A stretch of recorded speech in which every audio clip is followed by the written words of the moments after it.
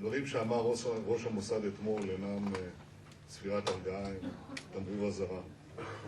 האפשרות שאיראן תתחמש בתוך 3 שנים בנשק גרעיני, זה דבר שצריך להטריד לא רק את ישראל שתהיה מאוימת, אלא את האנושות כולה. רבים נציגי הדיפלומטים מצויים כאן היום בחדר הזה. 3 שנים זה לא הרבה זמן, זה בסך הכל 1,000 יום. אבל אני מאמין שב3 שנים האלה ניתן לעצור את איראן. אני חושב שהדבר הזה הוא אפשרי. זה מחייב גיוס של לחצים בינלאומיים ואחרים, לחצים כלכליים, לחצים דיפלומטיים, לחצים מוסריים בדעת הקהל, לחצים משפטיים במוסדות הבינלאומיים, ביוזמה שתתואר כאן היום על ידי חברי דני נווה ודורי גולד, וגם לחצים אחרים. ככל שהמקל יהיה גדול יותר, כך יפחת הסיכוי שנצטרך להשתמש בו. I said it's 1938 and Iran is Germany, and it's racing to arm itself in nuclear weapons, but there are 2 differences. The differences for us as Jews is that we have the state of Israel that we didn't have then to defend Jewish lives and the Jewish people. The difference for the world is that the world now knows what happened in 1938. Now this places a great responsibility on our common shoulders, and I believe that the simplest and most obvious question to ask is, when a head of a country is calling for genocide, openly, developing nuclear weapons with the explicit intent and declared intent of wiping a state off the face of the earth, this is contravening not only a basic moral code on which our world is built, but an actual convention on which we are all signatories to, and Iran is a signatory to.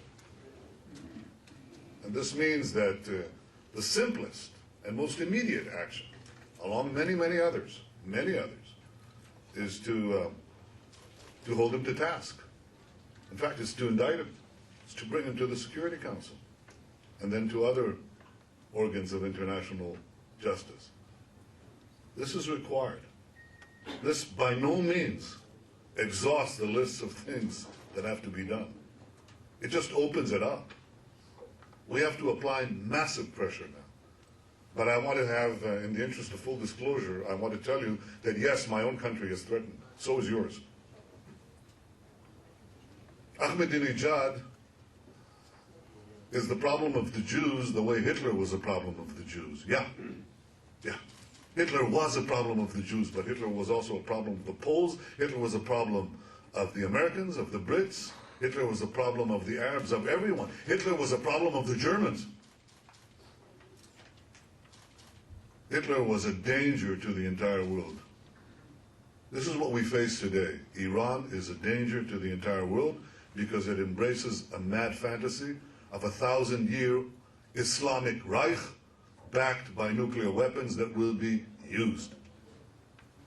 So we must prevent them from acquiring these weapons, and we must apply all the pressure available to us to make this not happen. Act while there is time. It's 1938, Iran is Germany, and it's racing to arm itself with nuclear weapons. Don't sit back. Act. This is our message to you, and this is our request that you pass to your respective governments, and we hope that it will be answered. The bigger the stick, the less likely that it will have to be used. It is possible to stop Iran. It is necessary to stop Iran. We must stop Iran from arming itself with nuclear weapons, and we can.